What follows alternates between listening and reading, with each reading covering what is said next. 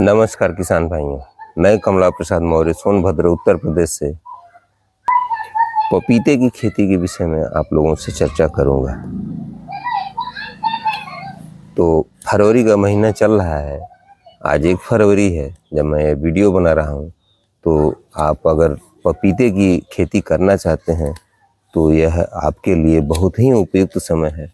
आप इसकी तुरंत नर्सरी डाल दीजिए, या अगर आपको लेट होता है तो आप किसी विश्वसनीय नर्सरी से तैयार पौधे भी खरीद सकते हैं, तो खरीद करके आप लगा सकते हैं। अगर आप अर्ली उत्पादन चाहते हैं कि हमको अक्टूबर में उत्पादन मिलना शुरू हो जाए या हार्वेस्टिंग मिल जाए, तो आपको अभी से तैयारी कर लेनी चाहिए।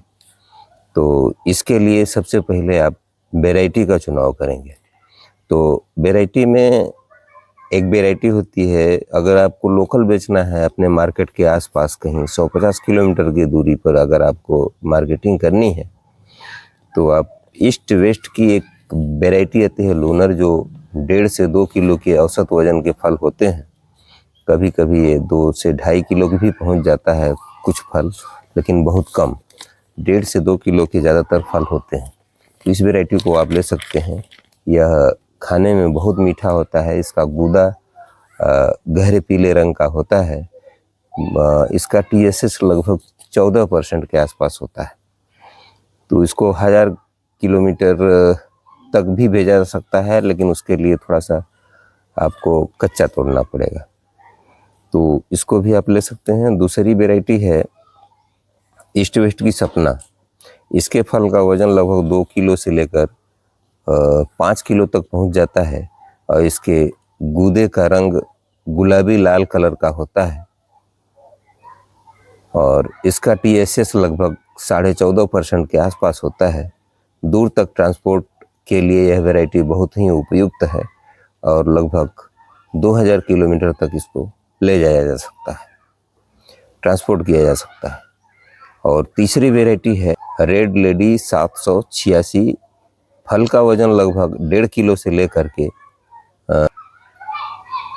4 किलो तक पहुंच जाता है। इसमें लीफ कर्ल या येलो मोज़ेक की समस्या विशेष रूप से आती है। इसके बचाव के लिए समय समय पर इस पर कीटनाशक और फंजीसाइड का छिड़काव करना आवश्यक होता है। इसके फल का स्वाद मीठा होता है। इसका TSS लगभग 15% के आसपास होता है। यह दूर तक ट्रांसपोर्ट करने के लिए सबसे अच्छा मानी जाती है। यह वैरायटी 3000 किलोमीटर तक इसको ट्रांसपोर्ट किया जा सकता है। चौथी वैरायटी है BNR की अमीना। इसके फल 1.5 किलो से लेकर 2.5 किलो तक के होते हैं। इसके फल का गूदा लाल सिंदूरी रंग का होता है। इसके फल का स्वाद बहुत मीठा होता है। इसका TSS लगभग 16% के आसपास होता है।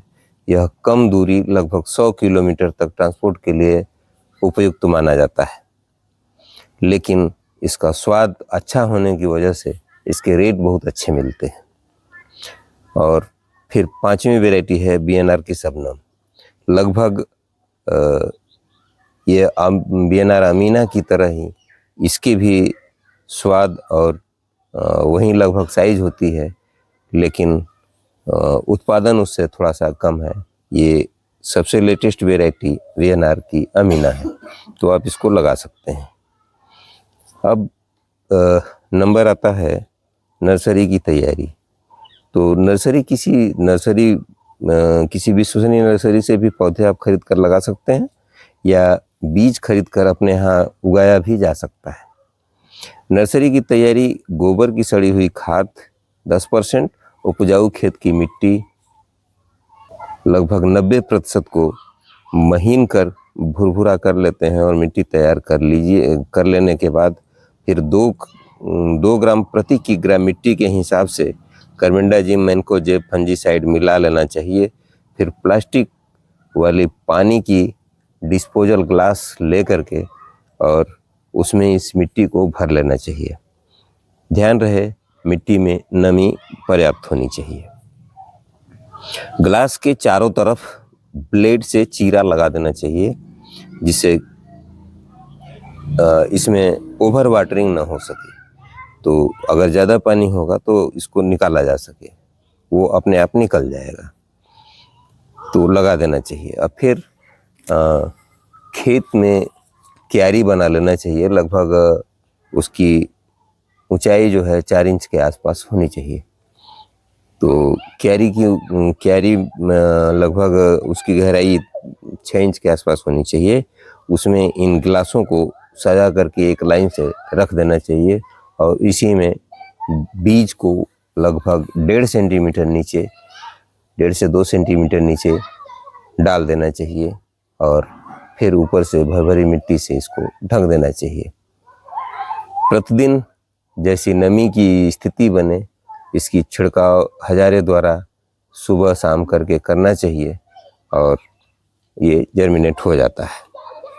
अगर आप इसको और जल्दी जमाना चाहते हैं तो बीज को लगभग 24 घंटे तक भिगो कर रखना चाहिए, उसके बाद इसकी बुआई करनी चाहिए। घंटे के बाद बीज को पानी में से निकाल कर गिलासों में लगभग 2 सेंटीमीटर की गहराई में बो देना चाहिए। हजारे से समय समय पर सिंचाई करना चाहिए। जब पौधे 8 से 10 इंच के हो जाएं तब टीपी करना चाहिए। नर्सरी की देखभाल में इसमें कीड़े कोई नहीं लगते हैं, लेकिन फंजीसाइड का स्प्रे जरूर करना चाहिए। टीपी करने से पहले, मतलब ट्रांसप्लांटिंग करने से पहले, खेत में लगाने से पहले खेत की तैयारी कर लेना बहुत ही ज़रूरी होता है। तो खेत की तैयारी के लिए लगभग 1 एकड़ खेत में 60 कुंतल गोबर की सड़ी खाद टीपी से 30 दिन पहले खेत में डालकर मिट्टी में मिला देना चाहिए। उसके बाद पलेवा करके 3 बार कल्टीवेटर से 1 बार रोटावेटर चला करके मिला देना चाहिए। फिर 8-8 फीट पर दूरी पर उत्तर से दक्षिण दिशा को बेड बनाना चाहिए और ये बेड लगभग 1 फीट ऊंचाई की होनी चाहिए। 8 इंच से 10 इंच या 12 इंच तक ऊंचा कर सकते हैं। फिर उसी बेड पर 6 फीट पर निशान लगा करके 6 इंच गहरा गड्ढा खोद कर देना चाहिए। टीपी करने से 1 दिन पहले स्ट्रेप्टोमाइसिन लगभग 6 ग्राम की मात्रा को 100 लीटर पानी में तथा 20 ग्राम कार्बेंडाजिम मैंकोजेब को ले करके लगभग 20 से 25 ग्राम की मात्रा इसको लिया जाता है और 100 लीटर पानी में इसको मिला दिया जाता है। मिलाने के बाद जो टीपी के लिए गड्ढे बनाए गए हैं उसमें 1-1 लीटर प्रति गड्ढे के हिसाब से उसमें यह घोल डाल देना चाहिए। उसके बाद अगले दिन उसमें पौधे सावधानी पूर्वक लगा देना चाहिए। पौधा लगाने के लिए ध्यान रहे कि वो जो पौधों की जड़ वाली मिट्टी है वह टूटने फूटने न पाए। जैसे ही आप उसको निकालें और तुरंत गड्ढे में लगा दें और फिर मिट्टी से उसको ढक दें और पूरी तरह से वह मिट्टी में पकड़ लेना चाहिए और हल्का हल्का प्रेस करके उसको दबा देना चाहिए और उसके बाद प्रति पौधा 1 लीटर पानी दे देना चाहिए।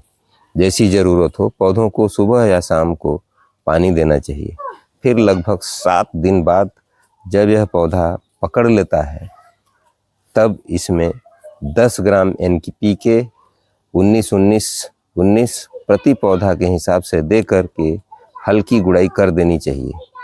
ध्यान रहे कि पौधे के 2 इंच चारों तरफ उर्वरक का संपर्क न हो, पौधे से डायरेक्ट संपर्क में न आए।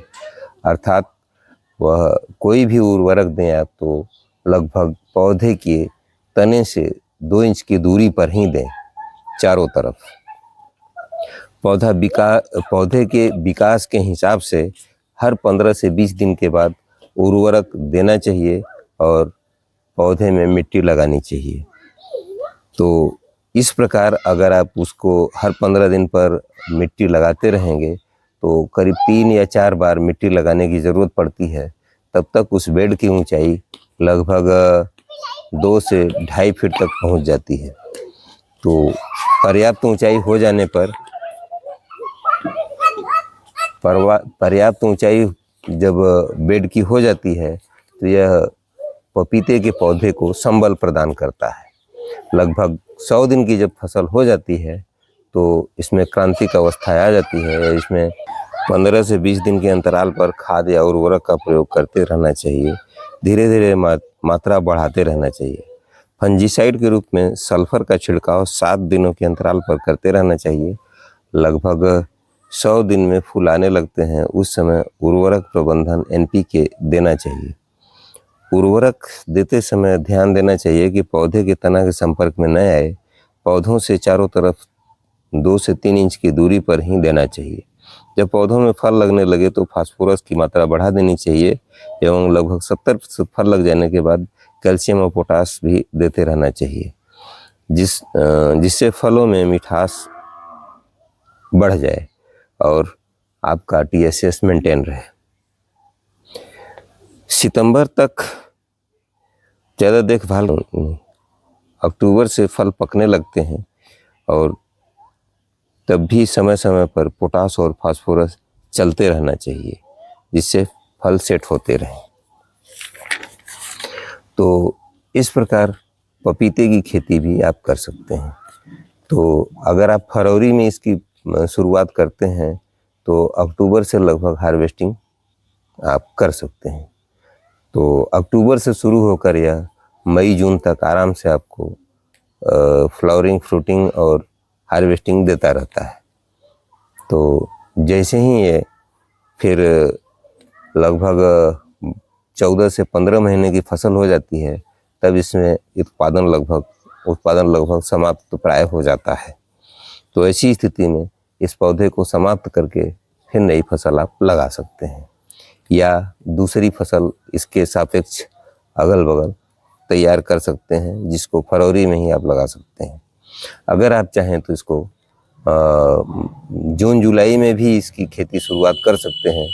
तो जब आप जून जुलाई में इसकी शुरुआत करते हैं तो इसका उत्पादन आपको हार्वेस्टिंग जब आपको होती है वो फरवरी में मिलती है। तो आप उसमें से जैसा आपके यहाँ मार्केट हो उस हिसाब से इसका फैसला ले सकते हैं। तो ये रहे आज की पपीते की खेती में जानकारी। तो अगर आपको यह वीडियो अच्छी लगी हो तो वीडियो को लाइक कर दीजिए, मेरे चैनल को सब्सक्राइब कर लीजिए और दूसरे किसान भाइयों और साथियों में इस वीडियो को शेयर ज़रूर कीजिएगा। अगर आप मुझे फेसबुक पेज पर देख रहे हैं तो फेसबुक पेज पर हमारा टॉपर किसान नाम का फेसबुक पेज है, आप उसको सब्सक्राइब ज़रूर कीजिएगा। तो इसी के साथ आज का वीडियो मैं यहीं समाप्त करता हूँ। अगली वीडियो में फिर आपसे मुलाकात होगी, तब तक के लिए मुझे अनुमति दीजिए। नमस्कार, धन्यवाद, जय जवान, जय किसान।